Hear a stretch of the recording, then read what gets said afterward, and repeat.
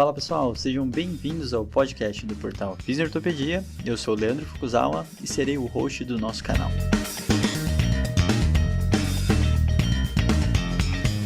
Esse podcast tem como função ressignificar o papel do fisioterapeuta em tempos modernos.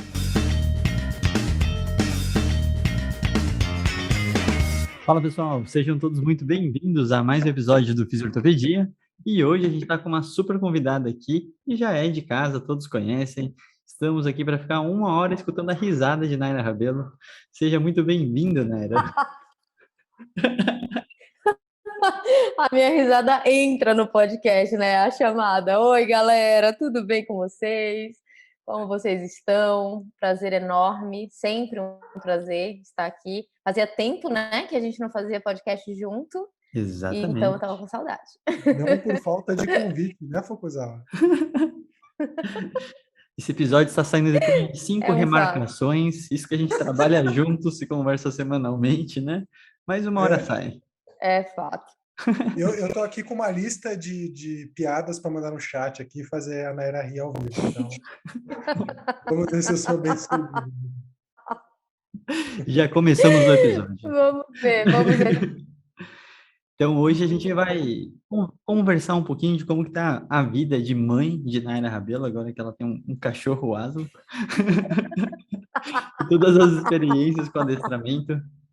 Então, esse vai ser a pauta do episódio para a gente poder falar um pouquinho, né? Mas, brincadeiras à parte, o Aslan realmente chegou aí para animar a vida da Naira, mas a gente vai conversar de síndrome da dor patelofemoral e como vocês já viram o nome do episódio, se a gente está chovendo no molhado, se é mais do mesmo. Então, a gente vai conversar de um assunto que às vezes parece meio batido, mas quando a gente realmente resgata a literatura, a gente vê que tem muito mais coisa do que a gente está olhando, né? Então, tem algumas coisas que são populares e a gente entendendo, lembrando que a literatura demora para expandir, disseminar e tudo que for novo, então a gente acaba sempre tendo que conversar.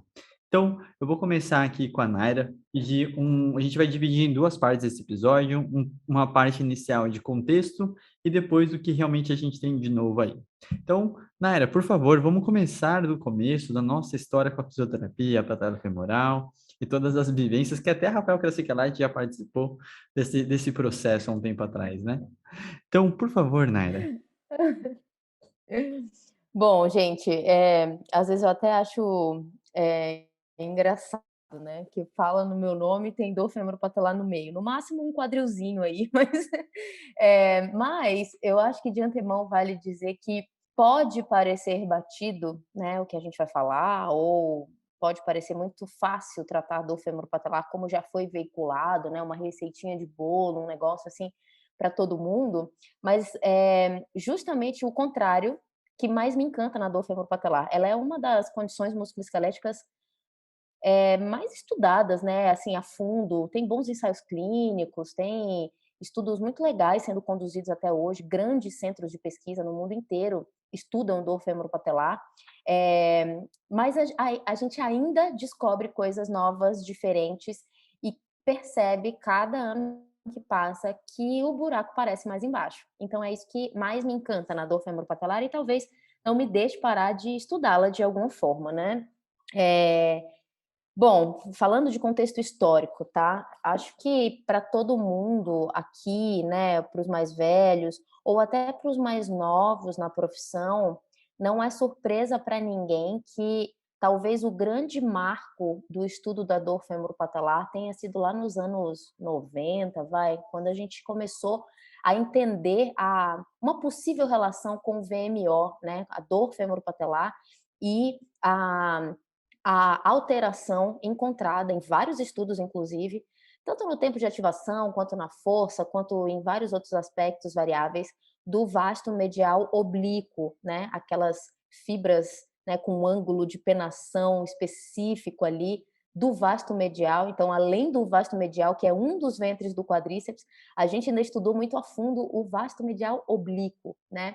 E isso por quê? Porque lá atrás houve uma época, né? Na verdade, a dor femoropatelar ela nunca deixou de ser entendida como uma condição clínica, né, relacionada a uma sobrecarga na articulação femoropatelar, uma hiperpressão na articulação femoropatelar, que de alguma forma comprometia as estruturas locais e gerava dor com o passar do tempo, né? Isso por uma desproporção entre a capacidade dos tecidos de suportar as cargas impostas, né?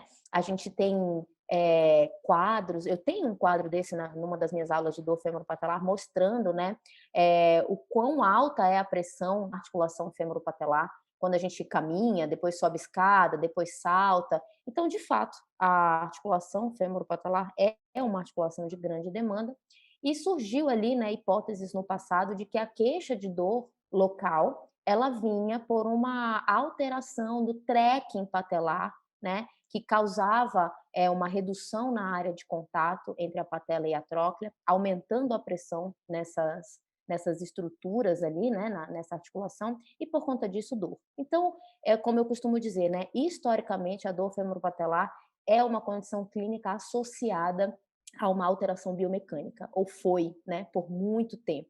Acho que a gente está num momento de virada aí, talvez. E o primeiro grande culpado para isso, né, para esse mau alinhamento, para essa hiperpressão, é o tal do VMO, né, que por algum motivo acionava, né, ali nas atividades do dia a dia de forma atrasada ou não estava tão forte quanto deveria estar para manter a patela alinhada na tróclea. E por conta disso ela desalinhava, né? Havia ali um trekking para lateral, né? E causando então toda essa alteração biomecânica de redução da área de contato e hiperpressão. Então, lá atrás, houve muito estudo voltado para o VMO e houve bastante coisa voltada para tratar o VMO. Então, a gente tratou com biofeedback, né? A gente tratou com bolinha ali no meio dos joelhos, a gente tratou na cadeira extensora, pedindo para o indivíduo contrair, né? Fazer o trabalho de quadríceps nos últimos graus de extensão, que é um momento que, de fato, a gente ativa mais os vastos. Então, o tratamento era voltado para esse cara.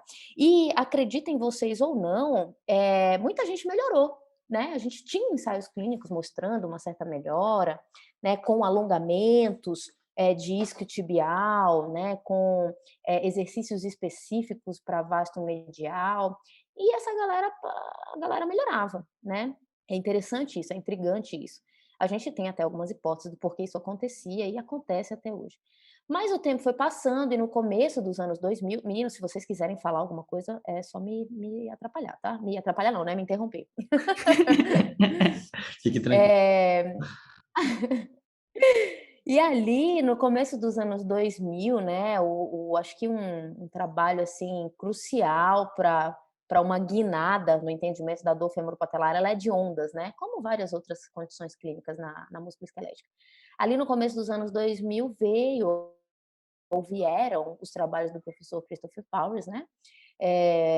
Mostrando para gente, e ali era meio bagunçado, tinha um misto, inclusive, de mulheres que tinham não só dor femoropatelar, mas elas tinham instabilidade femoropatelar também, mas houve o entendimento, por meio da tecnologia, então por meio de uma máquina, né, a ressonância magnética dinâmica, houve o entendimento de que havia sim um mau alinhamento entre a patela e a tróclea, nessas mulheres com dor femoropatelar, mas o que parecia, né, por meio da ressonância dinâmica, é que quem saía do trilho, digamos assim, era o próprio trilho, era o fêmur, era ele que se apresentava, né, ao longo do movimento e mecanicamente falando, biomecanicamente falando, isso sim era mais do mesmo, né? Porque na cadeia fechada a gente sabe que quem movimenta é o fêmur em relação à patela e à tíbia.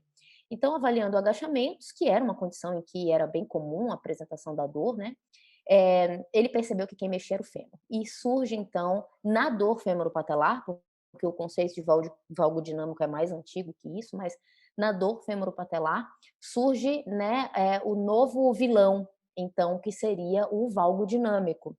E muitos trabalhos transversais, e aí eu acho que a gente entra no gueto, né, da musculoesquelética, são os trabalhos transversais gerando causalidade e gerando possibilidade de intervenção, né, porque em cima disso houve bastante ensaio clínico, eu sou vítima disso, inclusive, o meu trabalho de mestrado foi um ensaio clínico com base nesse raciocínio, né, mas o que aconteceu? o valgo dinâmico passou a ser o ditador, né, da dor femoropatelar. Em cima ali de trabalhos transversais, a gente percebeu que mulheres com dor femoropatelar, elas apresentavam esse deslocamento medial ali no plano frontal, né, esse deslocamento medial do joelho às custas, né, de rotação e adução do fêmur. Então, no joelho em si, biomecanicamente falando, acontecia uma abdução, mas a gente vê o deslocamento medial do joelho às custas da rotação medial e da adução do fêmur. E por muito tempo, né, a gente olhou para esse desalinhamento dinâmico do joelho, eu vou chamar assim, a gente chamou de, de movimento errado, né, de uma forma ruim de se movimentar, mas eu acho que a gente tende a abandonar esses termos e eu gosto de chamar desse desalinhamento dinâmico sendo visto ali, né, no plano frontal. E a grande questão foi que criou-se, né, um raciocínio que até tinha uma certa plausibilidade se a gente ficasse ali na superfície, que era o fêmur roda medialmente e aduz. Isso acontece por quê? Porque os abdutores e rotadores laterais do quadril, que são os músculos que controlariam esse movimento, né, estão fracos ou estão pouco ativos, né, estão inibidos, enfim. E o mais maluco de tudo, gente, que fomentou por muito tempo essa ideia, é que quando avaliadas transversalmente, né, num único momento no tempo, mulheres que tinham um histórico já crônico de dor femoropatelar, elas realmente apresentavam menor força daquele lado, né, do membro acometido, dos músculos rotadores laterais, abdutores do quadril. Então, assim, era tudo muito plausível. E por muito tempo foi tudo muito plausível. Então, vieram os ensaios clínicos, né, em cima dessa ideia, né, super casadinha, né, se a gente for pensar na superficialidade do movimento, dizendo ou pensando que o movimento só acontece porque o músculo é forte ou é fraco, porque ele está encurtado ou alongado, enfim, as pecinhas do quebra-cabeça se encaixavam. Vieram os ensaios clínicos e mostraram que quando a gente abordava não só os músculos do joelho, como se já fazia no passado, mas também os músculos do quadril. E óbvio, a abordagem inicial foi para esses caras, abdutores, rotadores laterais e extensores, o que a gente chamou de complexo posterolateral do joelho, né? Quando a gente associava o fortalecimento ou o estímulo, né, de exercícios resistidos, como queiram, para esse grupo muscular, cara, essas mulheres, e eu falo mulheres porque a grande maioria dos estudos é com mulheres mesmo, essas mulheres melhoravam mais do que o grupo que trabalhava só joelho, mais do que o grupo que alongava e tal. Então, assim, casou, sabe? Por muitos anos foi muito plausível. Aí veio, né, coincidentemente ou não, o meu ensaio clínico me chamou muita atenção e acabou gerando aí um certo desconforto em quem estudava mesmo dor femoropatelar. Por quê? Porque a gente avaliou, né, dentro de um ensaio clínico, na época foi um dos poucos estudos, tinha saído um do Serrão há pouco tempo, mas com um outro resultado, uma outra resposta, mas a gente avaliou tridimensionalmente, né, dentro de um laboratório de análise de movimento, alguns movimentos clássicos, né, step down lateral, o step down anterior, antes e depois de tratar, e a gente tratou com foco no valgo, e nos exercícios clássicos, já de ensaios clínicos, estudos clínicos prévios, né? E um grupo que só fez aqueles exercícios clássicos, que até então era trabalhando grupos do joelho e do quadril. E aí, cara, trabalhando valgo ou não, fortalecendo essas musculaturas, né, que eu acabei de comentar, algumas delas a gente percebeu em 4 semanas um ganho ali no dinamômetro de mais de 20% de força, sabe?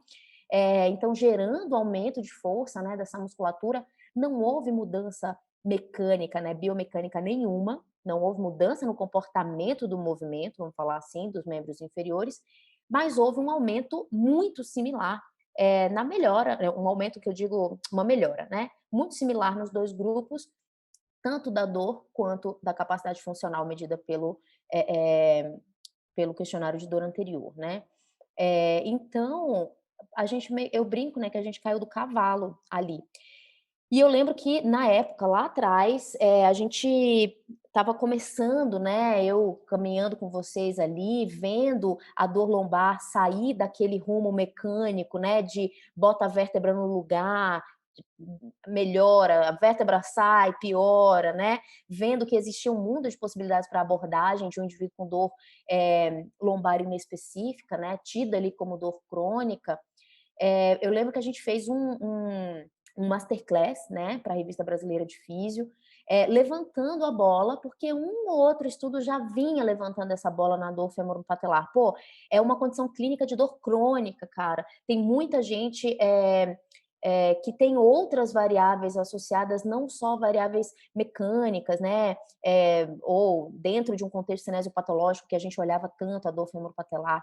Estudos mais antigos do que esse já apontavam que ajuste ali, uma melhora em variáveis como cinesiofobia, né, catastrofização, tinha uma parcela, né, de relação com a melhora clínica desses quadros de dor femoropatelar. Então a gente lançou ali esse masterclass levantando a bola. Pô, cara, parece que a dor femoropatelar pode caminhar para esse rumo aí, né? Vamos olhar para ela como uma condição de dor crônica, não só como uma condição de dor mecânica, sabe?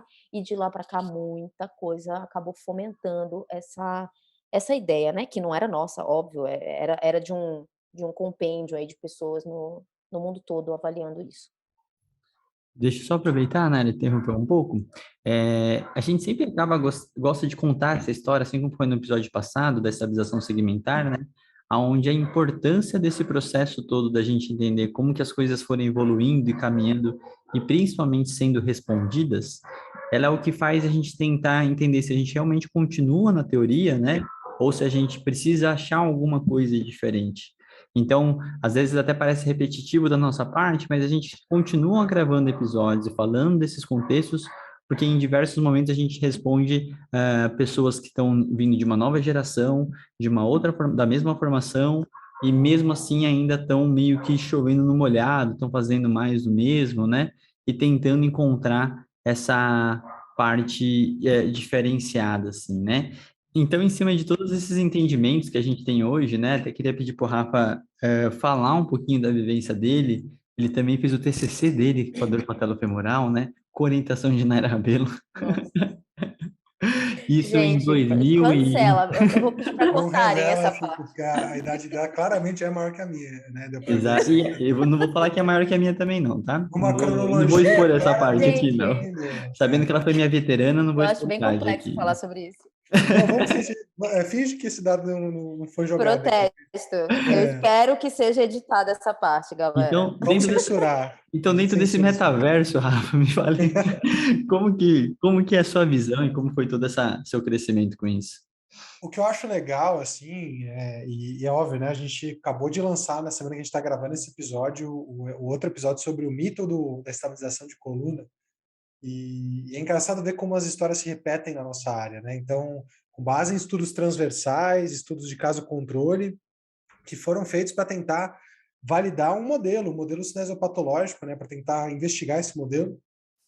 Uma série de conclusões equivocadas foram feitas com base nos achados desses estudos, inferindo causa e efeito, e inferindo e criando toda uma metodologia de atendimento que não podia ter sido feito com base nesse tipo de estudo, nem nesse tipo de achado, né?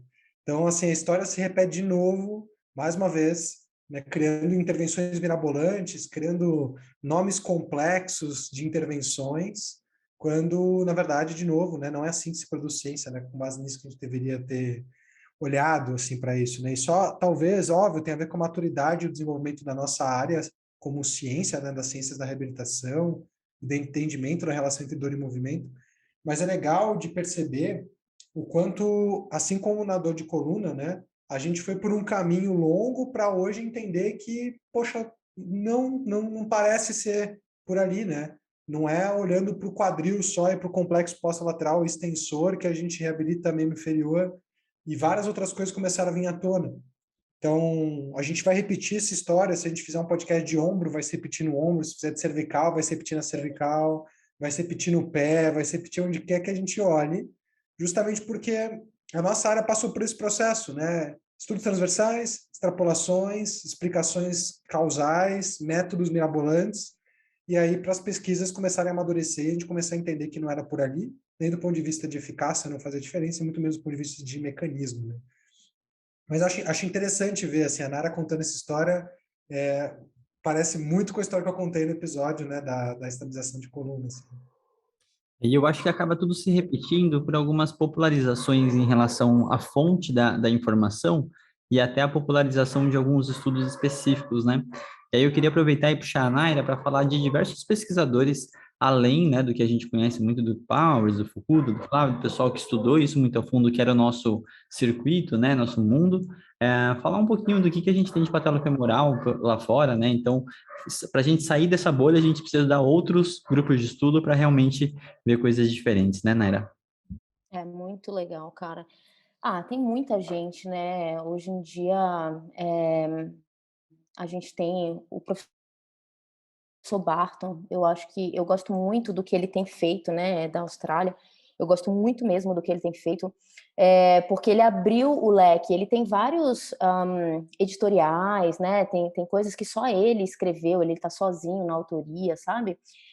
Levantando a bola para outros contextos, para um contexto comportamental, cognitivo comportamental, para um contexto voltado para o esporte. Ele estuda muito dor femoropatelar em corredores, então ele fala muito do volume de treino, né, que era uma coisa que a gente não olhava no passado, né? A gente começou ali vendo mulheres com dor femoropatelar, mulheres em fase ativa de vida, né? Eu lembro que lá atrás foi difícil a gente publicar o primeiro ensaio clínico. O Fukuda conta muito essa história, né? Porque a gente publicou com mulheres não atletas, elas eram fisicamente ativas. E o pessoal das revistas, para onde eles estavam mandando, questionava: não, essa aqui é uma doença de pessoas ativas, né? Tem uma relação com sobrecarga e tal. Então, foi mudando esse contexto, e hoje o Barton, ele aborda muito isso, sabe? Pessoas ativas, né? E adolescentes, eles trabalham com adolescentes, trabalham com pessoas ativas e não ativas, enfim. A gente tem um histórico, né, da professora Kay Crossley, avaliando não só adolescentes, mas a artrose femoropatelar, né? Ela levanta uma bandeira e publicou muitos estudos fazendo uma certa associação com dor femoropatelar e artrose femoropatelar, sabe? Ela trabalha com isso, né? A Davis também trabalhou um bom tempo com isso. E assim a gente vem. Nossa, tem tanta gente. Hoje o Bradley Neal, ele é um dos caras que mais faz estudos longitudinais, né? Uma revisão sistemática incrível com meta-análise, falando de epidemiologia. É um cara muito sério mesmo, que trabalha com isso, né? E que olha para a dor femoropatelar de uma forma mais realista e ampla também. Bom, a gente tem um cara que levantou uma bandeira muito legal há um tempo atrás, falando de educação em dor femoropatelar, né, que é o Ratlev. Ele é um cara que, na época, há muito tempo atrás, quando eu fui num dos congressos, né, bianuais de dor femoropatelar, o cara estava começando e ele despontou, assim, absurdamente no estudo da dor femoropatelar. É um cara super sério.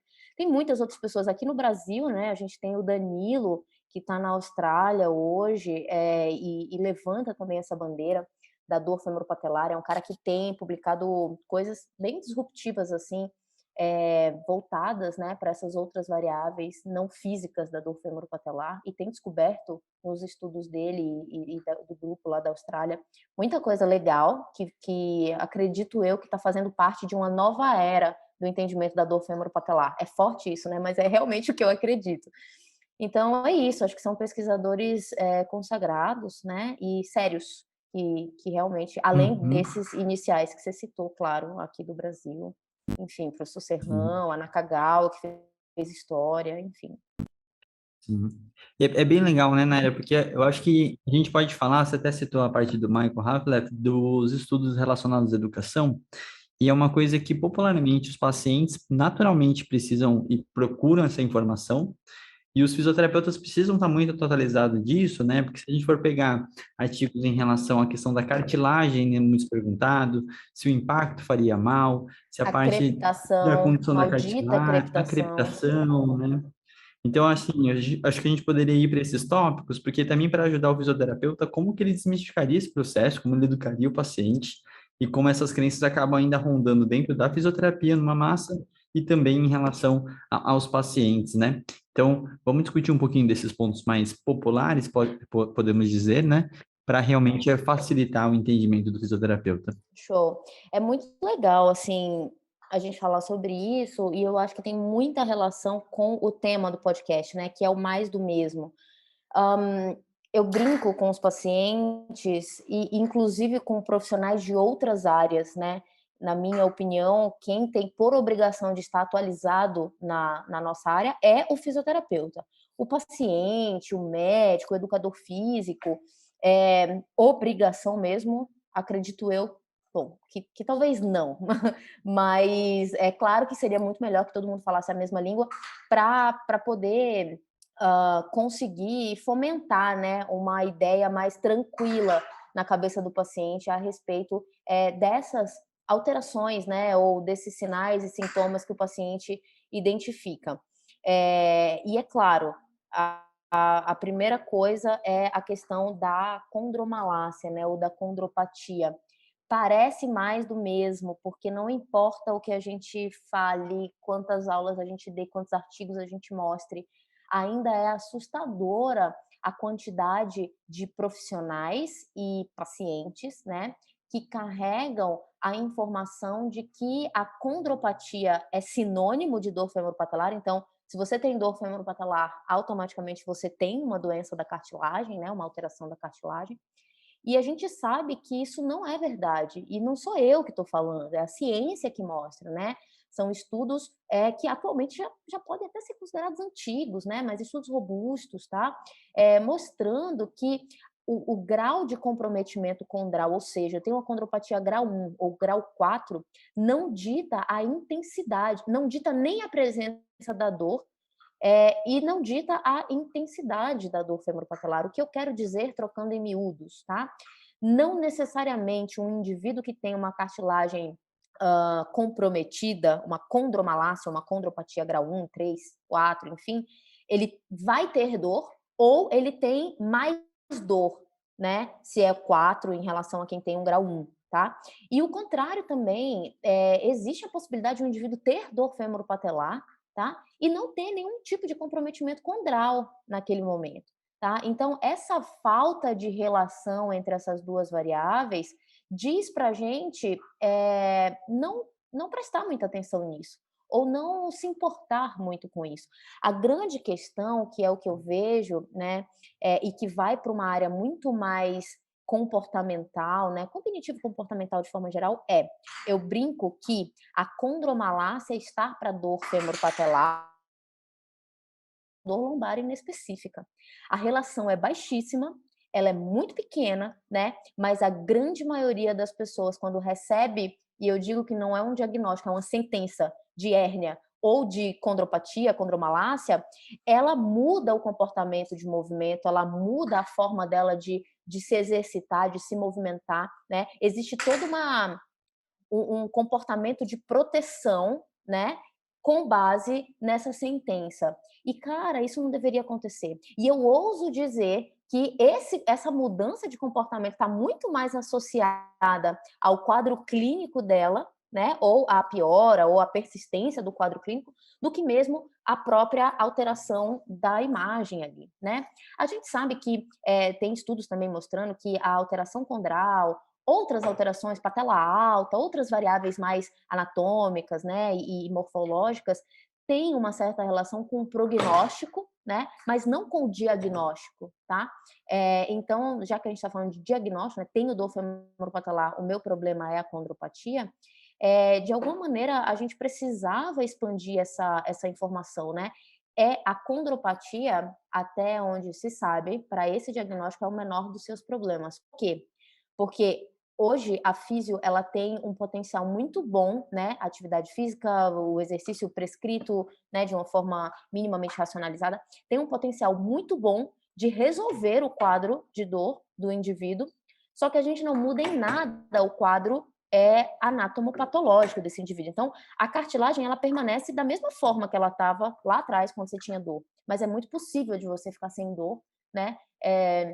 Apesar da tua condropatia, da tua condromalácia. Então, a gente dá cada vez menos importância para isso, mas infelizmente ainda está enraizada essa informação, né? Legal. E de você falar dos próximos fatores, né, até é importante comentar, eu percebo que em muitas aulas, em muitas palestras eu vejo que tem muita gente que confunde a parte da dor patelofemoral, a dor anterior, com a questão da instabilidade patelofemoral, né? E nessa hora os fatores das variáveis anatômicas, eles acabam sendo mais relevantes, não que a gente realmente entenda todos os fatores que realmente faça essa patela luxar, literalmente, né, essa lugar, essa instabilidade, então, acho que é legal a gente separar que são duas populações diferentes, porque às vezes a gente está falando da dor anterior no joelho e da instabilidade, o paciente que realmente luxa. Então, aquela hora que o paciente te conta, que fala assim, nossa, eu não estou sentindo ele firme, ele está instável, é essa hora que você tem que ter uma cautela do qual a situação, qual que é o momento, o que que ele realmente está chamando de instabilidade, né? Se não é uma insegurança, por exemplo, às vezes é uma dor quadricipital, por exemplo, muito forte, que acaba também perdendo essa segurança. Então, acho legal a gente reforçar, porque são quadros clínicos que conflitam muito. A dor está tudo na mesma região que a gente chama de dor anterior no joelho, né? E acaba confundindo, e eles têm prognósticos e tratamentos, de certa forma, bem diferentes, né? Então, acho que isso é um ponto relevante a se colocar, né? Perfeito, perfeito.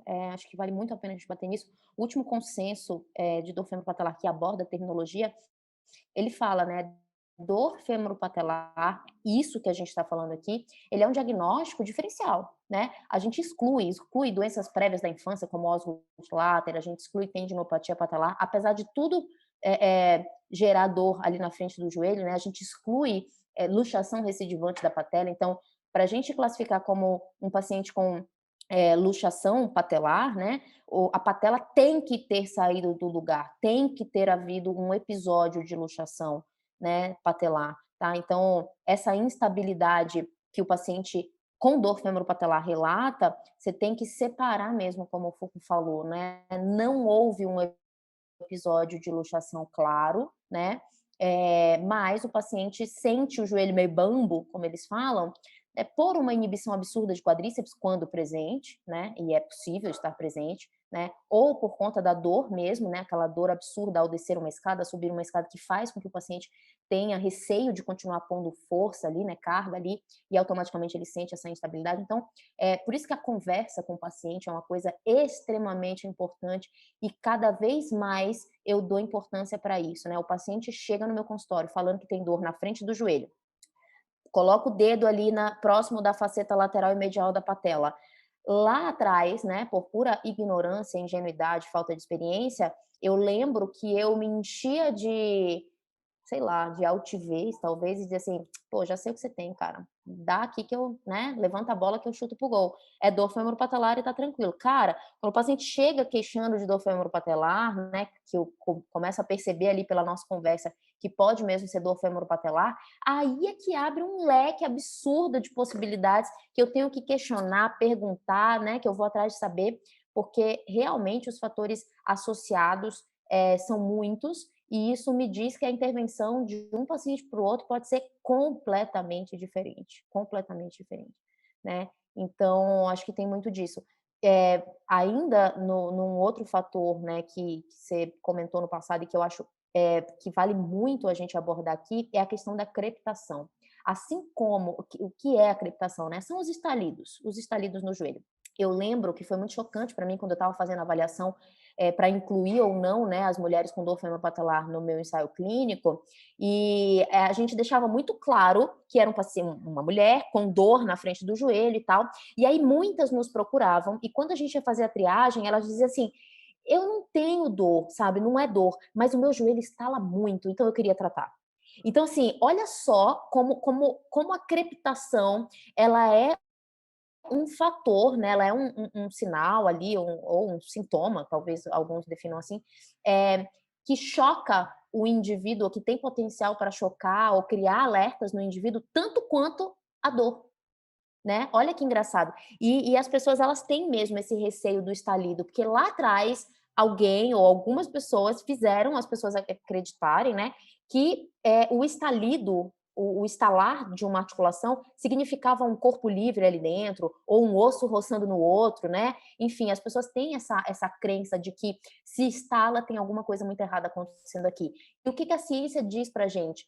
Nada, até hoje, todos os estudos desenvolvidos, né, avaliando estalido, tentando entender o que acontecia, nenhum estudo conseguiu mostrar uma relação com um prognóstico ruim, né, uma evolução ruim de algum quadro, ou não necessariamente porque tem estalido, tem artrose, ou tem comprometimento condral, não tem nada maligno envolvido ali, aparentemente, no estalido. Então, é o que eu costumo dizer para os pacientes. O estalido, ele é muito mais impressionante do que preocupante, sabe?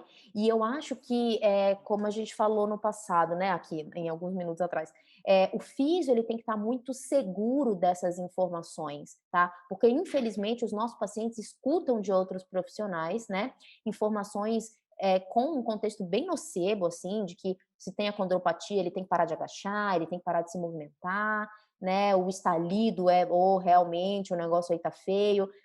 Escutam de outras pessoas, não necessariamente profissionais da saúde. Então, existe um senso comum que ainda joga contra, né?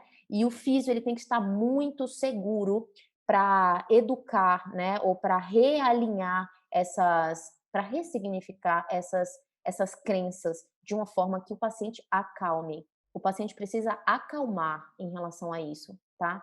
Então, e eu, assim, termino essa fala dizendo que é tão impressionante a crença disfuncional negativa em relação a essas variáveis que a gente está falando aqui, que quando o paciente realmente compra a tua informação, né? Compra não no sentido monetário, mas ele abraça a tua informação. Se vocês puderem fazer essa experiência, já aconteceu comigo no consultório, a marcha desse paciente ao entrar e ao sair do consultório, ela é diferente. O comportamento de movimento é diferente a partir do momento que ele entende que ele não precisa ficar tão receoso, sabe? Com aquilo que ele está presenciando ali, né? Como essas informações que eu dei. Então, é bem intrigante a relação das crenças com a resposta de movimento desses pacientes com dor femoropatelar. E é bem interessante, complementando a fala da Naira, tem um estudo que mostra, um estudo qualitativo falando desse processo, que mesmo sem a dor, ele acaba podendo ser um dos geradores ou um dos iniciais em relação ao modelo de fear avoidance. Então, simplesmente a crença limitante, mesmo sem o processo doloroso, ele consegue ser tão incapacitante quanto, porque o medo do paciente, no caso, é daquilo piorar, né? E assim como a Naira falou, se não for a segurança do fisioterapeuta para fazer confiar nesse joelho, né? O fisioterapeuta, o paciente, no geral, perdão, ele vai acabar ficando também com esse receio e essa movimentação, né? Outra coisa que eu acho que é interessante a gente podendo comentar é a questão do impacto, né, Naira?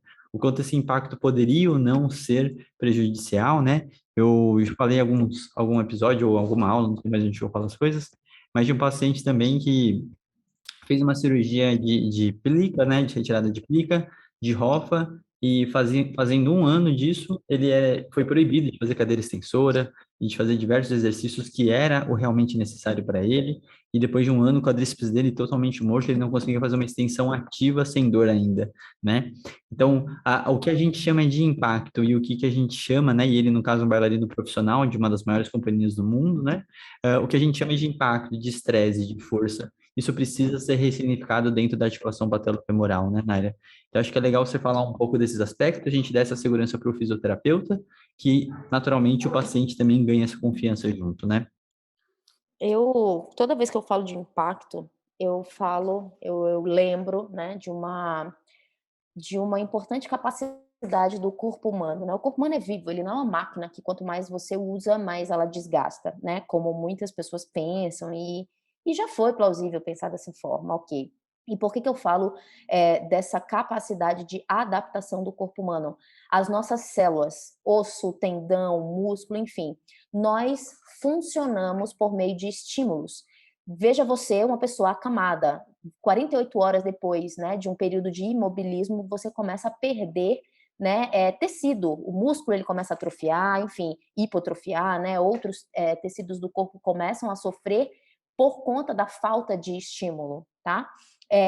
Ou seja, nós precisamos de estímulo para renovar as células que são possíveis de ser renovadas, né? Para a gente continuar mantendo um nível de saúde celular, de saúde dos nossos tecidos. Então, fazer movimento, se expor a algum tipo de impacto, inclusive caminhar, correr, pedalar. A corrida, eu acho que é o maior dos problemas, né? Quando a gente fala de impacto, atividade de impacto, todo mundo pensa em corrida, salto, enfim. Se expor, tá? De uma maneira saudável, né? A esse tipo de estímulo, não só não degrada absurdamente os nossos tecidos, como protege. Parece maluco isso que eu estou falando, mas nós respondemos a estímulo. Então, o nosso corpo, ele funciona, a melhor forma de funcionar é dar estímulos, né? E o problema nunca foi, nem aparentemente nunca vai ser, o impacto, e sim a forma como você se expõe a esse impacto. Então, eu vou dar um exemplo de um paper que saiu muito legal, avaliando a qualidade condral, né, e de discos também vertebrais de indivíduos. Então, a qualidade do joelho, vamos falar assim, e a qualidade da coluna em corredores. Então, eles avaliaram indivíduos totalmente sedentários, avaliaram corredores que a gente chama de corredores amadores, né? Com um nível ok, mais ou menos ali de treino de volume por semana, e corredores de elite, tá? Então, atletas profissionais de elite dos países envolvidos, claro, né, que sabidamente expostos a um volume muito mais alto, né, brutalmente mais alto que um corredor amador. Então, para resumir o paper, tanto a qualidade dos discos, né, quanto a qualidade do joelho, a melhor qualidade estava nos corredores amadores, ou seja, nem ao céu nem ao inferno, gente. Nem sedentário, ou seja, se você parou de fazer movimento, de ir para academia, de correr, de fazer seu spinning, de fazer, se você parou 100% e agora assumiu uma vida sedentária com medo do teu joelho, né? Ou você pediu, você fez essa prescrição para o teu paciente com receio, tá? Da cartilagem dele piorar, né? Ou, enfim, de piorar o quadro dele condral, por favor, reveja essa prescrição ou essa tomada de atitude, porque o sedentarismo, a falta de estímulo, ela é pior do que um estímulo bem dosado. Tá? Então, aí vem, né, todo o contexto do indivíduo que tem condropatia e não se movimenta com medo de piorar. Pelo contrário, existe a necessidade de você se expor, né, mas de uma forma controlada, bem prescrita, calculada, tá? A movimentos, certo? E isso, obviamente, um profissional bem qualificado vai conseguir fazer junto com você, né, até que você tenha autonomia para tal. Então, eu acho que isso é o mais importante, né? O físio que pede repouso para um paciente desses. Tem tantas outras formas da gente manter o paciente ativo, né? Ou minimamente ativo, dependendo da gravidade do quadro de dor, tá? Mas de uma maneira que, assim, a gente vá rompendo com o sedentarismo completo, né? Ou com a inatividade completa. E sem dar cargas excessivas também. Então, de novo, o impacto, ele cobra. É claro que ele cobra, né? As articulações de um atleta de alto rendimento, tá? Um ginasta, né? Um corredor olímpico, enfim, elas realmente, né? Elas tendem a desgastar mais cedo. A física, ela tá aí, para quem quiser ver, né? Não é uma ciência vazia, tá? Mas o nosso corpo, ele não é uma máquina. Então, a gente se adapta quando exposto de uma forma consciente aos estímulos, tá? Então, a ideia é sempre manter a exposição consciente, não evitar e nem se expor indiscriminadamente ao impacto, né? Isso precisa ser construído. Legal. E eu acho que a gente, meio que indo para os finais, eu gosto muito desse rumo que a gente está conversando, acho que ele sai realmente um pouco do que é tradicionalmente conversado, mas eu vou acabar voltando para uma coisa um pouco mais popular, né? Recentemente saiu um ensaio clínico do Gabriel Leão em relação ao anteromedial, posterolateral, né? Que seria o papers dos sonhos da nossa época de discussão de Santa Casa, né? Então, é até interessante ver isso depois de tanto tempo, obviamente, como todo ensaio clínico demora muito a ser realizado, né? E eu queria realmente discutir não exclusivamente do paper deles, mas em relação a esses protocolos e como que a gente pode direcionar hoje, se realmente a gente precisa ser específico, se realmente a gente pode ser mais generalista, se a gente vai para um processo educacional e vai trabalhando toda uma exposição de graduação de carga, na real, né? Não necessariamente sempre uma exposição gradual. Então, a gente, lembrando, né, dessa diferença, acho que é legal falar um pouco desse cenário relacionado à reabilitação, né, Naila? Então, fazendo esse, entre aspas, fechamento, as direções dos tratamentos, acho bem importante entender o que a gente não precisa mais, talvez, olhar, mas para onde que a gente pode direcionar futuramente.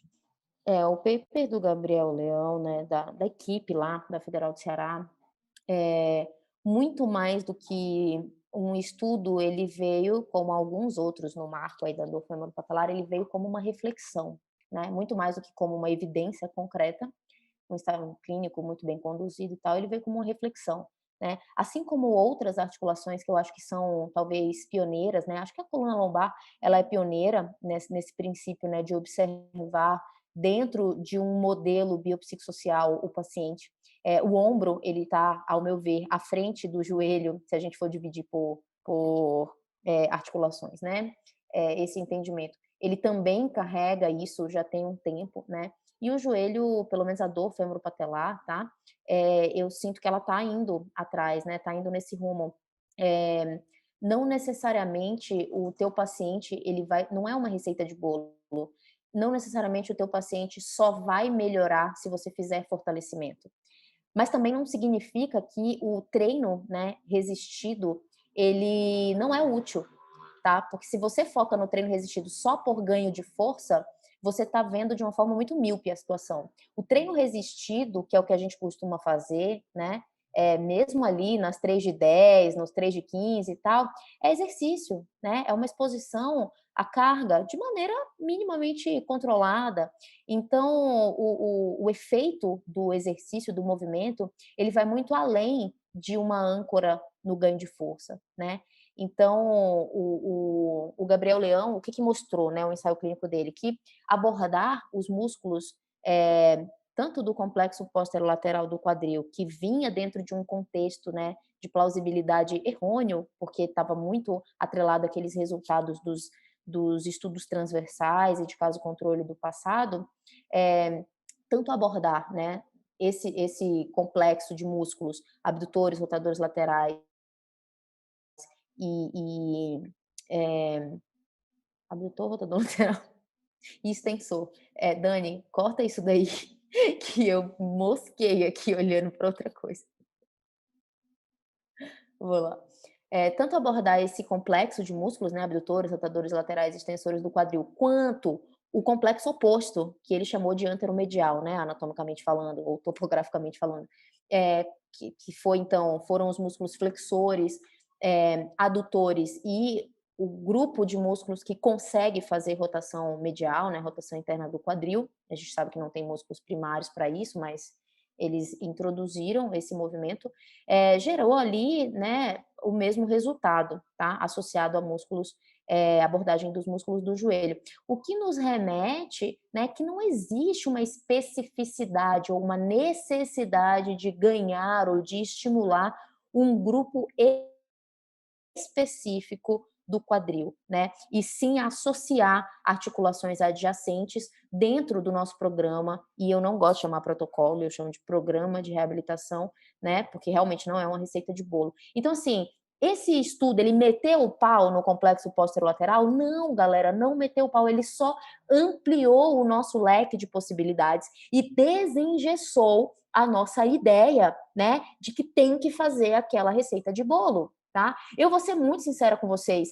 Eu, por convenção, talvez, ainda uso alguns dos exercícios voltados para o complexo posterolateral, mas eu uso e deito com a cabeça pesada no travesseiro? Não, eu sei que ele oferece o mesmo efeito para o meu paciente, né? É só isso. Eu acho que essa gama de possibilidades que vem surgindo, né, para abordar a dor femoropatelar, ela tá batendo no muro que a dor lombar inespecífica bateu no passado, né?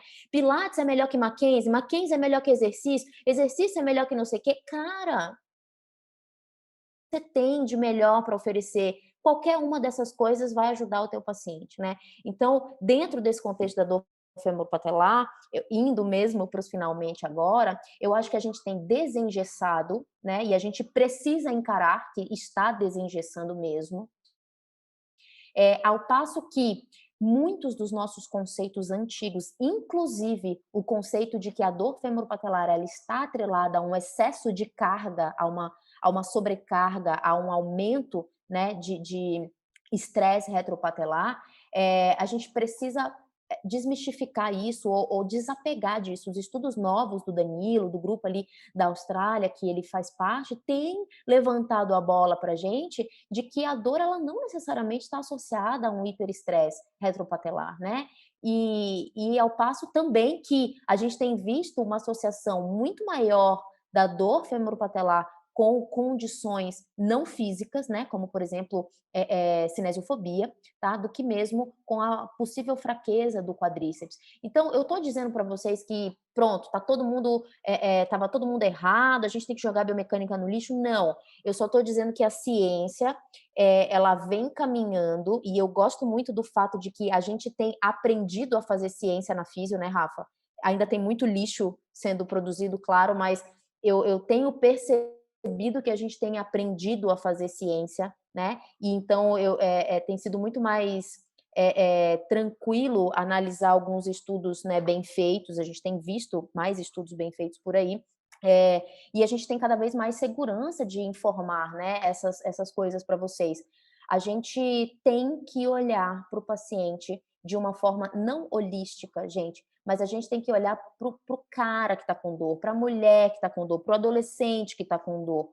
Porque hoje a gente tem percebido que volume de treino tem relação, algumas alterações presentes ali. Eu já peguei bailarina que ela não conseguia fazer o arco de movimento ativo de extensão do joelho completo por uma incapacidade absurda de quadríceps. Eu vou dizer que eu não vou trabalhar isso de uma forma específica?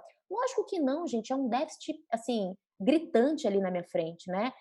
E é claro que isso tem que fazer parte da minha abordagem, mas eu também preciso saber qual é a crença dessa menina em relação à queixa dela, né? O que que aquele adolescente acha, como que ele lida com os X quilômetros de corrida dele na semana ali pela faculdade, né? Ou dos treinos, o que que aquela mulher espera, né? Quais os medos que ela tem quando ela escuta a crepitação do joelho dela, tá? E claro, né, eu gosto muito de uma frase do Rafa, eu até parafrasei o Rafa várias vezes, que é: quais são as boas ações que a gente pode tomar com esses indivíduos? E eu só vou saber as boas ações com duas ações minhas. A primeira delas é desconstruir o que foi construído em mim no passado, de que a dor é puramente mecânica, de que eu só tenho que olhar para o glúteo e para o quadríceps e que só fortalecer vai resolver o problema dessa pessoa, né? E que enquanto ela, se ela ainda não está sem dor, é porque ela ainda está fraco. São conceitos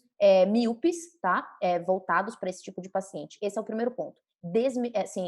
Eu preciso largar a mão, né, dos conceitos antigos e entender que o leque é muito maior, tá? E a outra coisa que me parece muito plausível de fazer, né, para achar as boas ações e tomar as boas ações com esses pacientes é ouvir, entendendo que existe muita coisa envolvida em cada caso, eu preciso ouvir o meu paciente, né? E claro, saber direcioná-lo da melhor forma possível para ele explorar ali comigo na minha conversa, nas conversas iniciais principalmente, o que está entremeado nessa história dele, né?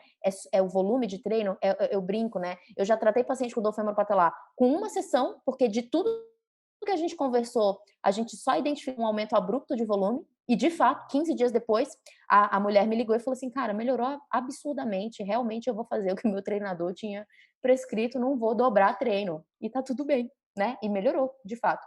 E já tratei paciente com 40 sessões, porque chegou com uma inibição absurda de quadríceps, essa bailarina, por exemplo, que não conseguia fazer o arco de movimento completo de extensão do joelho e ia muito além, né? O déficit dela ia muito além da dor femoropatelar, era muito mais embaixo o buraco. E por aí vai, né? Então, se eu não estiver disposta a abrir mão das crenças antigas do físio, do profissional, da saúde, e não estiver disposta a ouvir, né? A conversar de uma forma escutativa, né? Perguntas mais reflexivas para o meu paciente, talvez eu não consiga encaixar o que a ciência tem trazido, né? E eu não consigo achar com o meu paciente as melhores ações Muito bom. E eu só complementando essa fala da parte das crenças, acho que até do fisioterapeuta, né? Queria deixar a parte também de da gente desencanar, de ficar toda hora tentando tirar a sobrecarga, porque o processo está relacionado ao inverso, né? Eu preciso aprender o paciente, fazer o paciente lidar com a carga. Então, aonde eu quero gerar estresse, eu preciso aprender a lidar com ele. Então, assim, o paciente tem que entender que aquilo é bom. Ele só precisa ter essa graduação, essa parte realmente gradual de como fazer isso e com segurança, né? Entendendo que qualquer aumento abrupto também pode ser uma grande problemática em relação a isso. Então, lembrem, a carga não se dissipa no ar, gente. Então, a gente não consegue tirar essa sobrecarga. Obviamente que a questão da articulação estar mais forte, os músculos fortes é melhor, mas não é necessariamente pela gravidade dissipar e a gente conseguir gerar energias diferentes, né? Quer complementar, Naira, por favor? Quero, porque acabou de me ocorrer aqui uma coisa que casa muito bem, dentro do que tu falaste, né, ensinar o paciente, ajudar, na verdade, o paciente a lidar com a carga. É o clássico exemplo dos tipos de estratégia de agachamento que a gente ensina para o paciente com dor femoropatelar, né. A gente percebeu que angulações tidas como angulações de proteção eram boas, faziam o paciente começar a recrutar ali o quadríceps de alguma forma, né, dentro das angulações de proteção. Agora, esse para mim é o clássico quadro que você tem a opção de lidar como uma receita de bolo ou ajudar o teu paciente a lidar com a carga. Se você não evolui essas angulações, né, se você não faz o teu paciente visitar gradativamente as angulações que no passado eram dolorosas, as chances dele nunca conseguir lidar, né, com carga naquelas angulações, elas são altíssimas. Então, proteger no início, evitar, não gosto do proteger, evitar essas angulações, pode ser uma estratégia inicial, como várias outras estratégias que a gente tem, né, de abordagens iniciais para esses pacientes. Mas não esqueçam, tá? Se você quer mesmo ensinar o teu paciente a lidar com carga, você precisa ir ajudando ele a visitar gradativamente maiores angulações, né, até chegar no todo do joelho, tanto em cadeia aberta quanto fechada, tá? Então, essa coisa de estratégia de quadril, né, isso é uma ferramenta muito legal no começo, pode ser, tá? Mas não é uma regra, porque como eu costumo brincar também. Ninguém desce uma escada com estratégia de quadril. A pessoa cai, o centro de massa dela vai tão para frente quando ela joga o tronco que ela tomba. Então, não dá para manter angulação, estratégia de quadril para a vida, né? Ad eterno. Pensem sobre o fato de expor gradativamente a novas cargas, né, a cargas maiores, é claro, quanto maior o agachamento, maior a carga na articulação femoropatelar, mas isso não precisa ser evitado, precisa ser construído. Troquem os termos, façam esse exercício de trocar os termos e vejam se faz mais sentido ou não. Para mim, faz muito sentido. Perfeito. Então, para finalizar, Rafa, eu sei que quer falar um pouquinho também. Você está muito quieto, Rafa. Então, fique à vontade aí para a gente ir para as palavras finais, por favor. Eu acho que tem um ponto na fala da Naide, né, ao longo da fala dela, que realmente talvez seja um ponto focal aí, bem interessante. Vários pacientes com dor persistente, independente de onde é essa dor, na hora que a gente fala de dor musculoesquelética, eles são cronicamente incapacitados sem ter dor constante. Muitos pacientes. Né? Então, muitos pacientes não têm dor 24 horas por dia, 7 dias por semana, não têm uma intensidade de dor absurda, mas eles são incapacitados.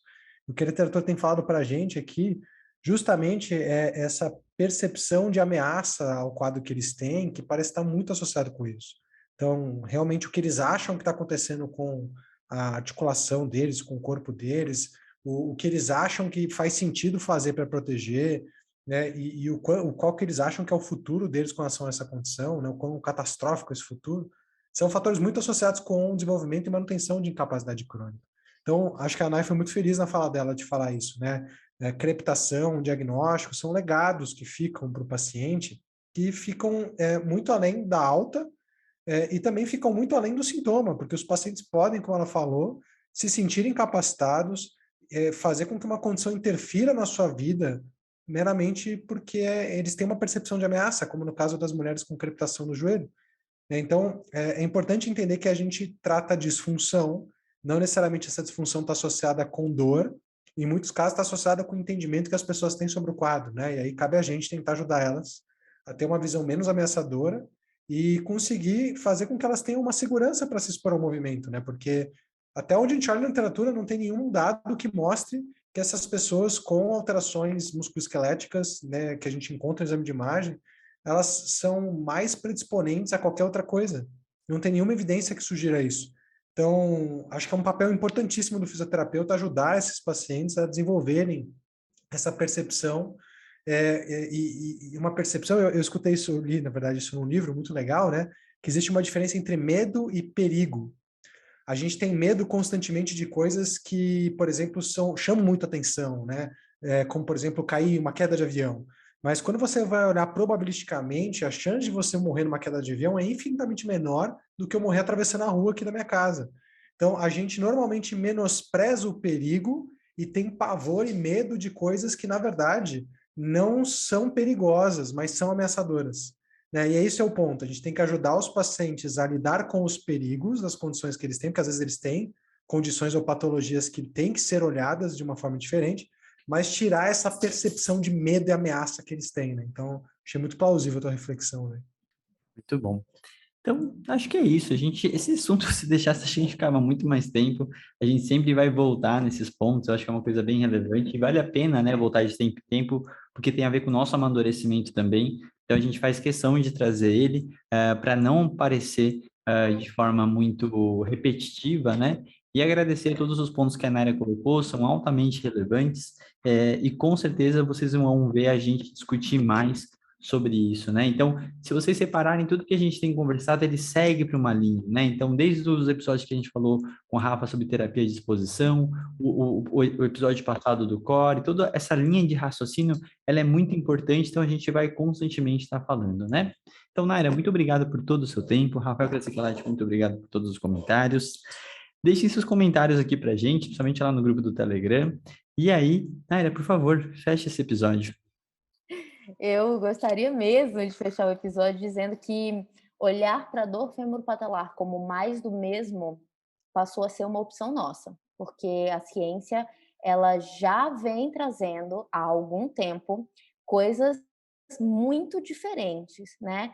Só que é uma opção a gente abrir a cabeça para entender que o passado ficou no passado, a gente está entrando numa nova era de entendimento, o que não significa que é a era perfeita, talvez a gente desconstrua isso daqui a uns anos, mas olhar para essa condição clínica como mais do mesmo é uma opção. Tem muita coisa nova saindo, muita coisa nova saiu nos últimos anos, e é isso que é o mais bacana dessa condição, né? Tem sempre algo a se entender de novo, tá? Então é isso. Acho que dá para fechar o episódio com essa reflexão, porque é o que eu me faço. Muito bom. Então, muito obrigado, gente. Não deixem de deixar seus comentários. Tem curso da Naira na plataforma Star de dor patelofemoral, tem aula na É pós-graduação, verdade, dor em patelofemoral. todo lugar. Tem aula minha no YouTube de válvula dinâmica, de dor patelofemoral. Esse assunto ele está por todos os lugares. Naira, muito obrigado. Um grande prazer estar contigo. E nos vemos nos próximos episódios, galera. Valeu, pessoal. Tchau, tchau. Yes, valeu, galera. Beijão, beijão para todo mundo. Tchau, tchau.